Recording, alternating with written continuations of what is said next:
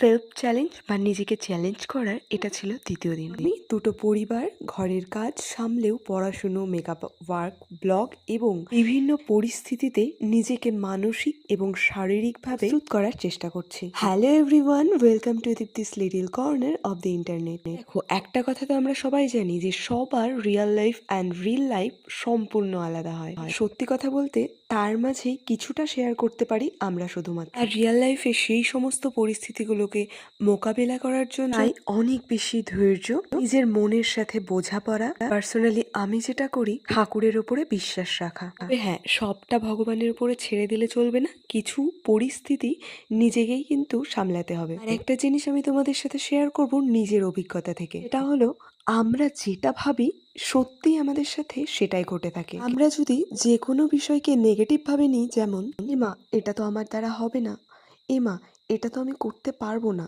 ভাবনাগুলোকে প্রথমে দূর করতে হবে। তার পরিবর্তে পজিটিভ ভাবাটা শুরু করতে হবে। জানি সমাজে ওই চারটে লোক রয়েছে যারা তোমাকে সব সময় নেগেটিভ দিকে টানবে, অনেক রকম বাজে কথা বলবে।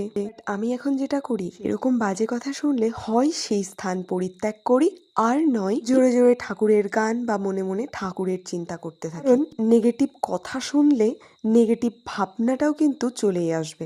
এটা সহজ হবে না, তবে প্রতিনিয়ত চেষ্টা করলে অবশ্যই তোমরা পারবে, যেমন আমি পারছি। একটা জিনিস করতে হবে, সেটা হচ্ছে নিজের কোনো কাজের জন্য অন্যের উপর নির্ভরশীল হলে চলবে না। আমি ভীষণভাবে হয়ে পড়েছিলাম এবং অনেক প্রবলেমে পড়েছিলাম, তাই সেখান থেকে নিজেকে বের করতেই আজকের এই চ্যালেঞ্জ। হ্যাঁ জানি, এটাও খুব একটা সহজ জিনিস না, কারণ আমি সেটার সাথে লড়ছি। তবে এটাই বলবো, ঘরে বসেও আমরা অনেক কিছুই করতে পারি। শুধুমাত্র ফোন স্ক্রল করে সময় নষ্ট না করে আমরা যেটুকু সময় হাতে পাই সেটুকু সময়ে কিছু একটা নতুন কিছু শিখে নিজেকে কিন্তু আরো বেশি ডেভেলপ করতে পারি। আর এখন এআই এর যুগে স্কিল ডেভেলপমেন্টটা অনেক বেশি ইম্পর্টেন্ট। জানি না আমি কতটা কি পারবো, তবে অবশ্যই চেষ্টা করব, আর চাইবো তোমরাও চেষ্টা করো। তাই রোজ সকালে একটু কাজের চাপটা বেশি থাকার দরুন সকালবেলা এক গ্লাস জল ছাড়া সেভাবে কিছুই খাওয়া হয়ে ওঠে না। কখনো হয়তো বা একটু চা বিস্কুট খাওয়া হয়,